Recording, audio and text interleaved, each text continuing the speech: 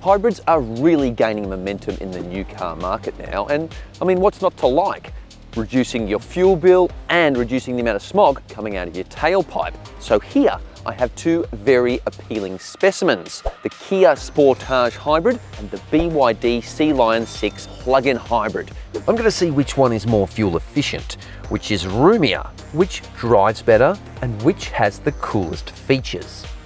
Question is, do you save a few bucks and go with the plugless hybrid, or really send it with the plug-in hybrid?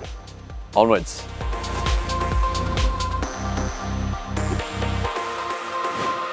Both vehicles are 5-door, 5-seat, mid-size SUVs, and both have petrol-electric powertrains.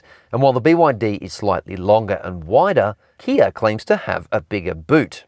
However, the Kia Sportage has been the benchmark mid-size SUV in Australia for a couple of years now, and it's not hard to see why. Unique suspension tuning undertaken in Australia, a long warranty, and a range of different powertrains, including this plugless hybrid setup, all add to its appeal. BYD is still relatively new to markets outside China, but with better build quality than many of its Chinese compatriots, along with novel designs, unique features, and solid value for money, it's building the brand very successfully in export markets like Europe and Australia. These vehicles are both hybrids, which means their small turbocharged petrol engines are augmented by electric motors to help try and reduce fuel consumption. However, the way they function is very, very different. Like the most popular hybrids in Australia, think Toyota RAV4 and Corolla hybrids, this Kia is a plugless hybrid, which means you get a 1.5 kilowatt hour battery pack, a lithium-ion battery that's under the rear seat, and that is charged almost exclusively by the engine, also a little bit by recuperative braking. Now that battery can run a small electric motor in the front here, which can drive the car on its own or in tandem with the petrol engine for a little bit more power. The BYD is a plug-in hybrid, so it has a much larger lithium-ion battery, 18.3 kilowatt hours to be precise, and that can be recharged by the engine, a little bit by the brakes, or by plugging it in at home or on a fast charger. The BYD has two electric motors and not one, like the Kia, and BYD reckons it's good for 80 kilometres of pure EV driving range on a full battery charge. The Kia, on the other hand, has a much smaller battery and it's constantly charging and discharging from the engine, which means you're only going to get about 1, 2, 3 kilometres in certain situations from this one. The BYD's hybrid layout is more complex and is most effective when you charge it regularly, while the Kia is more of a fire and forget proposition, a hybrid light, if you will. The Kia Sportage has one of the best and most comprehensive new car warranties on the market. And while the BYD comes within striking distance, its 6-year warranty has a number of quirks. Here's the fine print so you don't need to scour the BYD website to find it, which shows that several vehicle parts have only a 6-month warranty, like the brake pads, windscreen wiper assembly, and air conditioning filters. Pause the video for a closer look.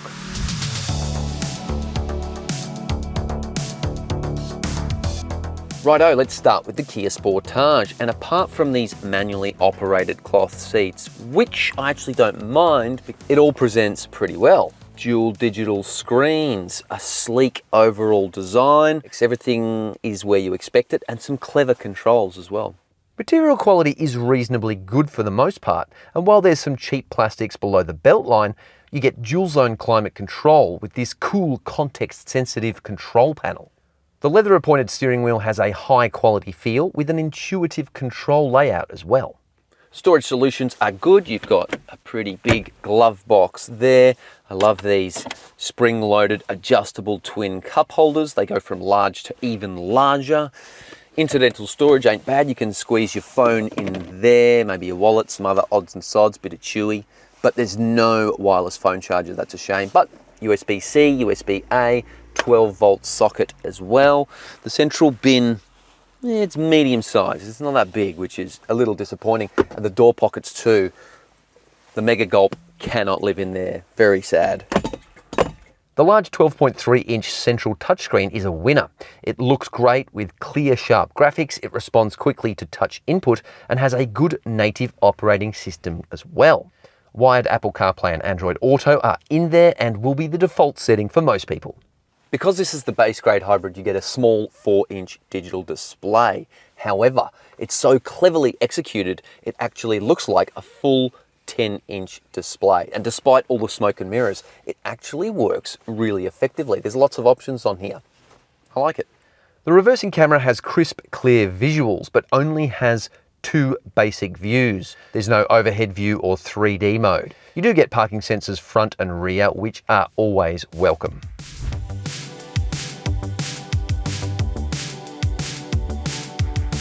Okay, the newcomer, the BYD Sealion 6. While this vehicle certainly feels more high-tech in the cabin, it doesn't have an ultra-modern feel, and that's because the dashboard design is a lot more conservative. However, this car is definitely more luxurious. The synthetic leather seats make a bold impression, but importantly, they're comfy and cushy and have 8-way power adjustment plus heating and cooling functions, none of which the Kia offers. One that irks me is that you can't adjust the headrests like in the Kia. Anyway, fit and finish is pretty good, on par with the Kia, which is rather impressive for a Chinese car. Storage solutions in the BYD are better than the Kia, not just because my Mega Gulp fits in the door pocket. Finally, it has a home. Also because you get this big area down here. You can give the car a hug if you really want. Plus there's a 12-volt socket, USB-A, USB-C. The glove box is roughly the same size as the Kia. The central bin is huge. It's cavernous, it's deeper, it goes round. Plus there's a little glass smashing tool if you drive the car into a lake and need to get out quickly. The only issue with it is the cup holder's not quite as supportive as in the Kia, but you do get a twin mobile phone wireless charger. It's kind of like a double bed for phones. The nerve centre of this vehicle is undoubtedly its big 15.6 central touchscreen, and being able to rotate at 90 degrees makes some apps, and especially the native sat-nav, easier to use. When using the navigation, it allows you to assess more of the route ahead of you. And processing power is also impressive, with excellent touch response and a menu system that is easy to understand. Apple CarPlay and Android Auto work wired and wirelessly too, giving it a leg up on the Kia. There's even some really intriguing apps that you can download, including karaoke, so the whole family can sing along on road trips, for instance. White Stripes, anyone? Kids? Yeah? Okay, down here we've got a handful of physical controls, and they're all pretty good. The gear shifter is like a plastic crystal thing. Looks and feels remarkably nice. Plus, some very handy features like a physical volume control, hooray! Plus there's buttons you can flick it into EV, HEV, and climate control, which is handy. But if you want to fine-tune the systems, you have to go through a bunch of menus on the screen, and to be honest, I'm not a big fan, pun intended. But the fact that BYD has a broad spectrum Tesla-style over-the-air update system that can upgrade more than just the sat-nav, such as the sensitivity of safety systems, is a very good thing in my book. Compared to the Kia, it has more audio-visual goodies too, such as ambient LED cabin lights and a 10-speaker Infinity audio system that's better than the Kia's 6-speaker unit. It also comes with a bigger, bolder 12.3-inch digital driver's display and very smart head-up display that beams all the relevant driving info onto the windscreen directly in your line of sight. I really like that. But getting back to the digital display, that's also got lots of customization and a really handy energy flow meter that tells you when you're using the electric motors, the petrol motors, or both, and whether they're using energy or recharging. It's all very simple, very cool. One area where Chinese cars almost always overachieve are reverse camera systems. And this one makes the Kia's single camera view look positively one-dimensional, with more camera angles and WYSIWYGs than a home security convention. Thus far, the BYD is pulling ahead, thanks to its plush cabin and more generous equipment levels. Both cars have 5-star ANCAP safety ratings, both have 7 airbags, and both have all the latest high-tech advanced safety systems demanded by customers today. So, in this respect, it's a draw. Okie dokie, I'm in the back of the Kia and it's very comfy. The seats are big and welcoming. They're slightly contoured, so your back can sort of snug in there and it gives you a little bit more lateral support. Plus there's loads of legroom. I can stick my feet all the way under there. And look, granted, I do sit fairly close to the steering wheel, but there is still a lot of room here for a 182 centimetre Homo sapien. The headroom is actually pretty good too. The window line is a little high, so if you've got little kids, they might struggle to see out of it clearly. But overall, there's not much to complain about, except for the lack of USB ports. But you do get air vents, seat back pockets, a fold-out armrest, ISOFIX and top tether anchorage points for child seats. So, given that the BYD is longer and wider on the outside, do you get more room in here? Tape measure says yes. When we measure the seat from door to door, it's about 2 centimeters longer in here. And it doesn't sound like a lot, but it does make a difference. And maybe it feels a little bit roomier and a bit wider because you've got these two-tone synthetic leather upholstery. I think that definitely helps. But look, in terms of legroom, it's pretty much on par with the Kia. There's a lot of legroom here. I can't quite get my feet under the seat as far, so that stops me stretching the legs out a little bit. And I must say, headroom is much tighter because of this big glass roof, which eats into headroom a little bit. But the sense of room back here is very, very good. Comfort levels are also better. The synthetic leather is really, really nice. It's soft, the cushioning's a little bit softer as well. They're not quite as contoured, so you don't get quite as snug back here, but overall, I prefer to spend my time in this one than the Kia. You've got the air vents like the Kia, that's nice, but unlike the Kia, you get USB A and C. Thank you very much. Plus, you get the twin ISOFIX and triple top tethers like in the Kia will come in very handy, but so will some of the audio features. This one has a light rhythm system, which makes the ambient lighting beat in time to the music, which combined with the karaoke is pretty cool. Mum, put on some Black Eyed Peas, y'all. The Kia does not have a power-operated tailgate, but it's not a deal breaker for me because the cargo space is so big, and that's really important. Plus, it's got lots of amenity. You've got bag hooks, you've got 4 tie-down points, there's a 12-volt socket, and these quick-release seat slammers, they open up more space in the boot. Plus, a space-saver spare wheel. Better than no spare wheel. The BYD has a powered tailgate, and it's got plenty of space too. This is a mid-size SUV after all, but on paper, it has less than the Kia. Now, I've measured it all up just to be sure, and it is in fact correct. This boot is slightly narrower, not as deep, and has a slightly smaller opening at the back as well. Amenity in the boot is, well, not great. There's no tie-down points, there's no bag hooks like the Kia, and crucially, there's no spare tyre. Instead, you get a puncture repair kit. And look, they work, we've used them. They can be effective, but to be honest, I would prefer to have a spare tyre, even a space-saver spare tyre, every day of the week. You can fold down the rear seats, but it's not as efficient as in the Kia. But overall, there's plenty of room, which is the most important bit. One thing it does have that the Kia doesn't is a V2L function, or vehicle to load. That's tech jargon for household power point, which means you can run appliances, TVs, fridges, even an air fryer. Well, thus far, it's no surprise the BYD is inching ahead. More equipment, more technology, and a more luxurious demeanour. Game over, Kia? Not quite. Cue the driving music.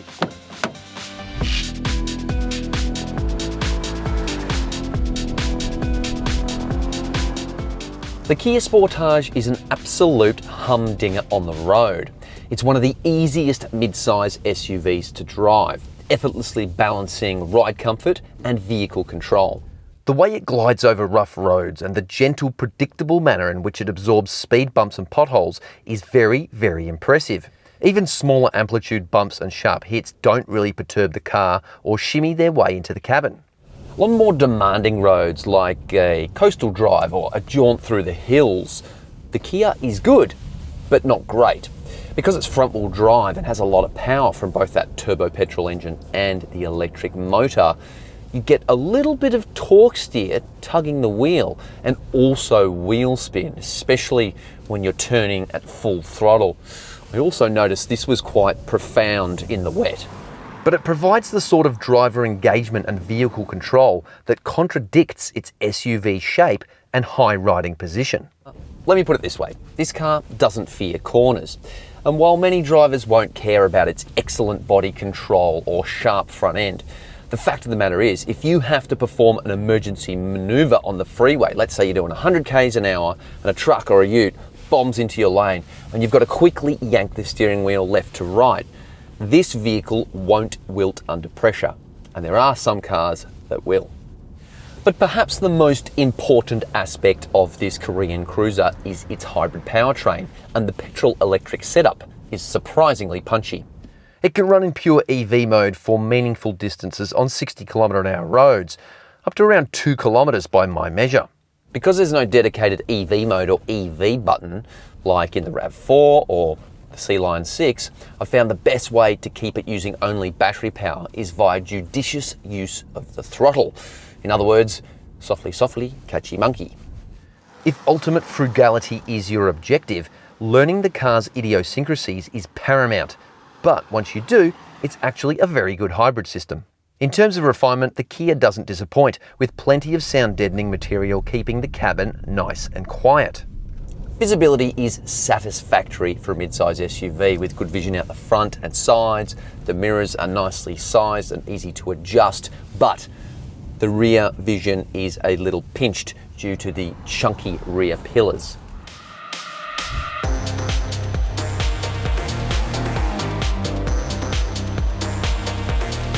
All right, the BYD is a very different kettle of fish. It feels softer, plusher, and a little bit more roly-poly. It's clearly been designed for comfort, but it lacks composure. And that's got me thinking, are handling dynamics important to you, or are you simply buying an appliance? Do you want it to just go from A to B, have a good warranty, blah, blah, blah, or is something like Aussie tuned suspension important, like you get in the Kia? Have your say in the comments below. I want to know. And also don't forget to like and subscribe while you're at it. While the BYD has more compliant suspension, it lacks the sophistication of the Kia, and a good example of this is how the rear end bounces around and takes a while to settle over speed bumps, where the Kia is far more controlled. While the BYD feels sophisticated for a Chinese car and is generally very compliant on rougher surfaces and over smaller, sharper hits, it can't match the Kia's Aussie-tuned suspension setup. In terms of dynamics, the BYD cannot match the Kia. It lacks the body control of its rival, which means it leans a bit through corners, and that doesn't really inspire confidence. The reason for that is not only due to its softer suspension, but also because it's around 350 kilograms heavier. It's no twinkle toes. Again, few owners will ever drive the vehicle close to its grip threshold. But even when navigating roundabouts slightly faster than normal, it doesn't feel as connected to the road as the Kia, and the vague steering doesn't help either. But for 98% of scenarios, it's more than acceptable and is certainly a solid urban explorer. BYD has made a lot of noise about how fast the 238 kilowatt Sealion 6 is, quoting a 5.9 second 0 to 100 km/h sprint. In reality, it's not as energetic as claimed, and our acceleration testing showed the Kia was just as fast. However, unlike the Kia, you don't have to adjust your driving style to obtain optimum efficiency. And that's because the BYD has a much bigger battery and more powerful e-motors, and predominantly favours them in almost all driving scenarios.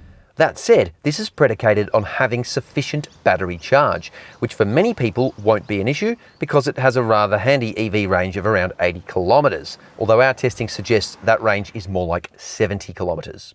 Another benefit of the BYD is that you can drive at much higher speeds in pure EV mode, and you can force it to stay in EV mode at the flick of a switch.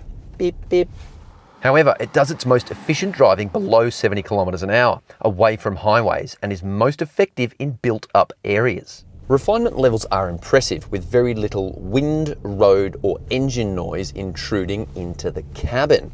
There's also a general feeling of solidity about this vehicle, something you can't say about a lot of its compatriots.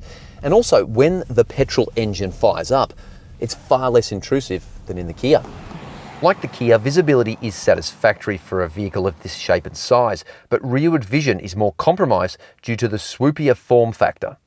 When it comes to autonomous driving functionality, both cars do a very good job of steering, accelerating and braking seamlessly. Which is kind of a surprise for both. One's cheap, one's Chinese. The Kia does it all effectively, which is surprising for its entry-level status, while the BYD's auto driving competence is better than many Chinese examples, with improved calibration. Basically, it won't annoy the crap out of you or try to yank the steering wheel out of your hands for no particular reason. The BYD is a more efficient vehicle on paper and in reality, but there's one caveat: you have to charge the battery. Ultimately, the Kia is a nicer and more confidence-inspiring vehicle to drive. Simply put, it has a more sophisticated dynamic package. We've always known the Kia Sportage is a class act, but BYD has come along and emerged as a genuine competitor. It's also got a more upmarket interior, but the overall design feels more conventional, at least for a BYD. But that comes as no surprise, given a new generation BYD Sealion 6 or Song Plus or Sealion, or whatever you call it in your country, is expected to arrive in the very near future. This has been a much closer result than I expected, and BYD has brought its A game with the Sealion 6. However, the Kia drives better, doesn't have any silly warranty conditions, and the fact it never needs plugging in will be a boon for many buyers. So, on balance, the Kia wins yet again. Thanks for watching. Hope you liked the video. Don't forget to like and subscribe. Hit that little bell button. And what suits your lifestyle better? A plugless or a plug-in hybrid? Leave a comment below and see you soon.